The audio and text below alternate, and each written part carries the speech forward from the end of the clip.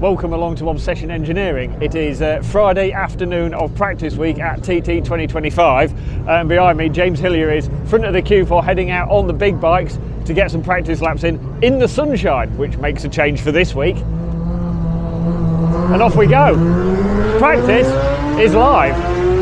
Super bikes are out now for 55 minutes, then there is a sidecar session for a couple of laps, and then little bikes, twins and 600s for about 50 minutes. So fingers crossed we might get him out for 2 laps on that and maybe even a lap on the 600 this afternoon. And then they're going to open the roads for a little bit for all the commuters to get home, and then they're going to close them again. We're going to have an evening session as well, so potentially Lance can get maybe even 5 laps in this afternoon, which would be really useful because the forecast today is good. So the big bikes have been out and done their session, the sidecars are on track now, and in a quarter of an hour it is time for Lancelot to take on the twin around the island. This is the first time you'll have ridden this on actual dry, warm tarmac, so it should be good. Are you looking forward to it? Yeah, definitely looking forward to it, getting timed lap, see where we stand in the class. We haven't particularly got a target for lap time, I don't think, but it's just nice to get out there and get a couple of decent laps together and see where you are, really. Yeah, exactly. Well, the main focus is the race, so anywhere we'll be happy. Qualifying is a bit on time, so we will need to be probably a bit further up the order from our 52 number, but it doesn't matter much. As long as we're on the grid and we're going fast, that's the important thing. Yep, that's what we want. Got him out of the gate, rode out pit lane, and now I just have to stare at the live timing and wait for 20 minutes and a few seconds, hopefully. That I think is going to be about where he is. He's going to do 2 laps on the twin because they've changed the sessions around a little bit, and this evening the weather might be closing in, so there's no twins this evening, it's just big bikes and 600s. So he's riding around out there, the sunshine is awesome. I am a little bit jealous, but there is one advantage with standing here. His mum, Salome, has gone to get me an ice cream, so it's not all bad. So here at Obsession Engineering, we are always looking for that little performance advantage that gives us the edge over the competition. So whether it's fitting the bike with Diamag wheels or close ratio gears, whether it's advanced rider coaching with Rapid to make him go faster, or whether it's just about getting him to perform at his peak all the way through a practice or a race, we're all for it. So rider hydration is really important, because if we start getting dehydrated, if we're not putting the correct minerals and electrolytes and stuff back in him, his performance is going to drop. His physical and, more importantly around here, his mental performance will go downhill, and that round here is obviously fraught with risk, and more importantly we want to keep him really going fast. And so over the years we've used lots of different hydration electrolyte drinks, but my preferred one now is Holy. So when I did 6 hours at Spa in the baking heat last summer, I was using Holy, and it worked really well. So compared to a lot of hydration drinks, there's no sugar, there's no weird chemicals, there's a load of minerals, vitamins, stuff like that, and also, because it's the hydration one, a load of electrolytes and bits that you actually need to keep your performance performing. 1 scoop, and it's only a little scoop, so one of these tubs does like 50 portions. Am I right? Look at it. This is very good having an assistant. I feel like Paul Daniels now, though he's not quite Debbie McGee. So 500ml of water. Smelling quite nice. Yeah, nice and fruity, proper fruit flavours. Nice and easy, mixes well.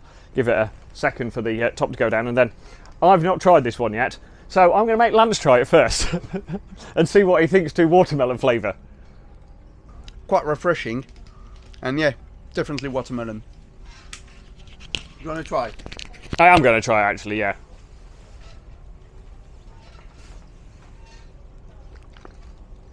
Yeah, it's alright, that, isn't it? Yeah. Nice and fruity, but not like overpowering.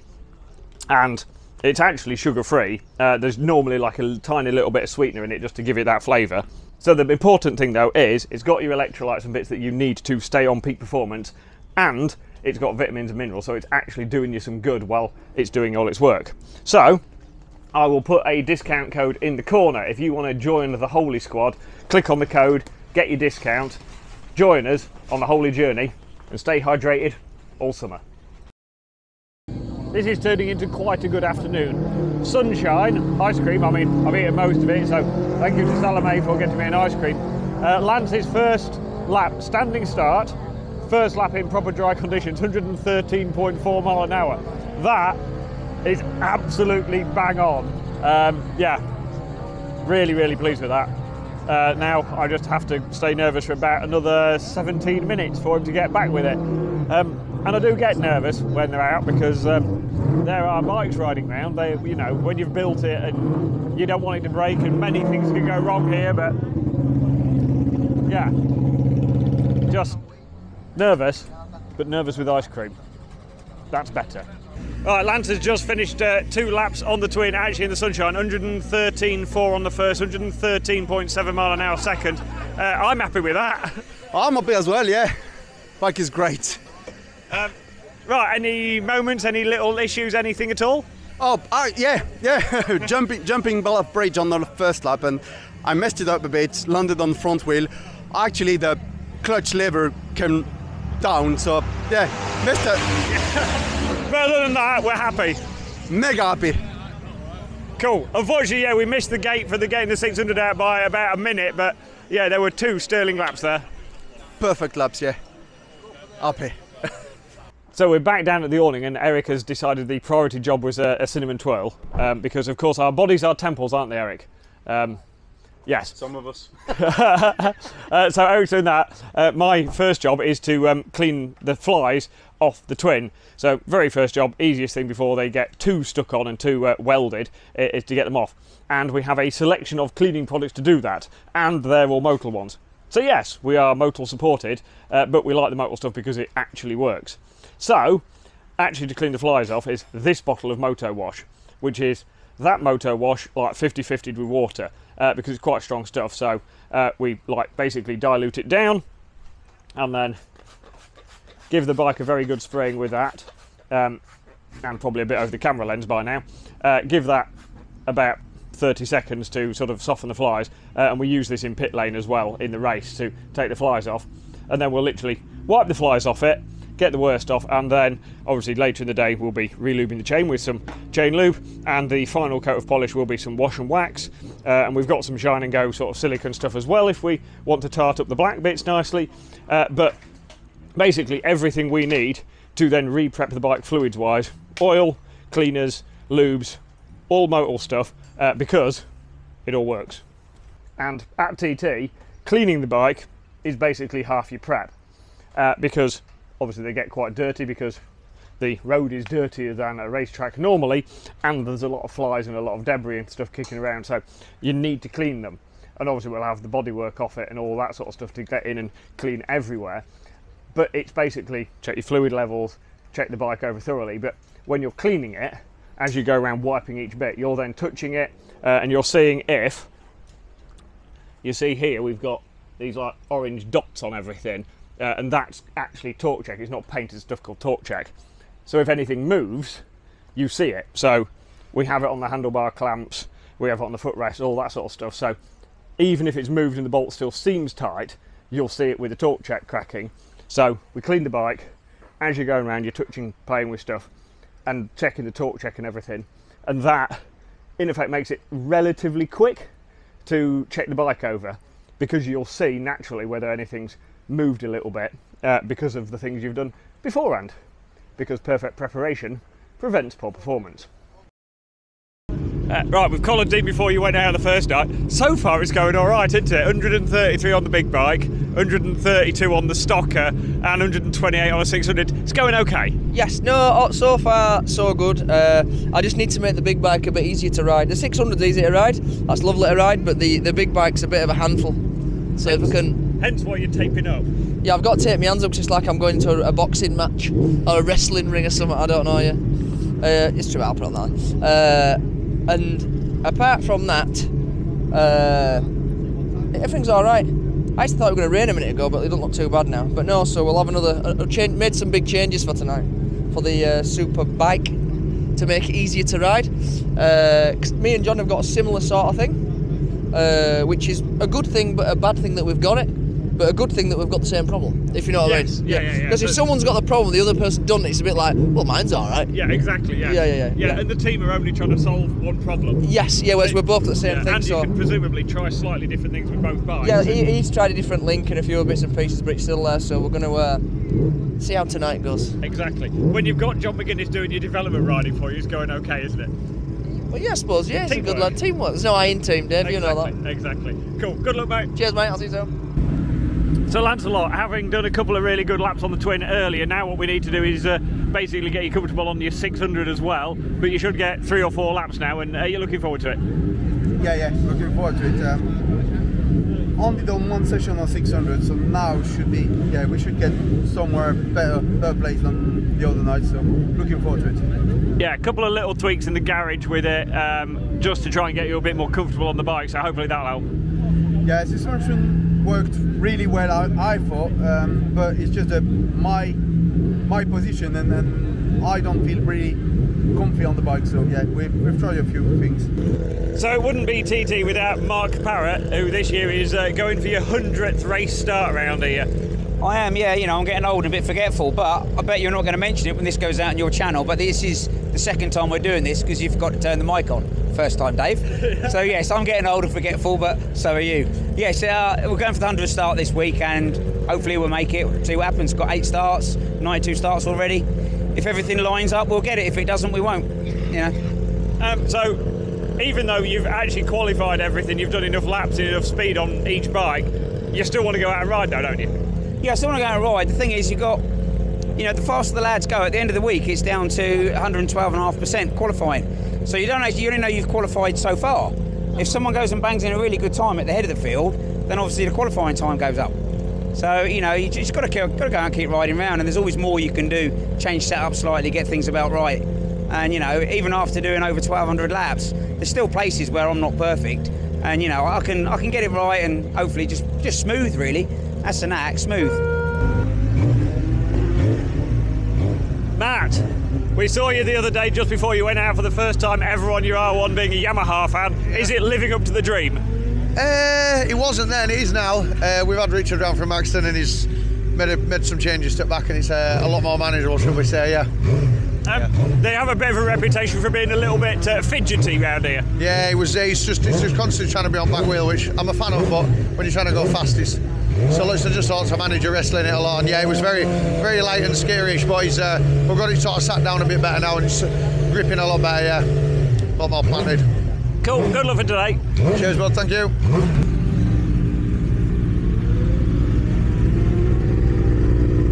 For this session, we're not going up the ramp and down pit lane, we're heading up the ramp so that you actually fire off from the start line, which is just much cooler, if I'm honest.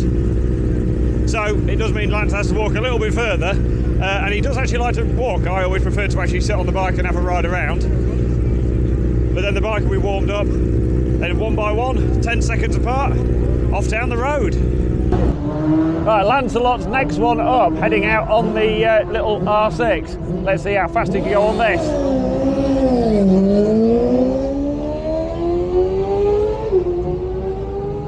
And there's Martin on his Fireblade, he's next one up. They had a bit of a mare and had to put a battery in it half an hour before the start. Nice gentle start again, saving the clutch. So good, that camera, isn't it? He has just asked me if I'm talking gibberish. You, of all people. I mean, I'm pretty good. Don't tell people live on here, because I've like bluffed my way through. You have blagged it so far. I mean, you've blagged it well.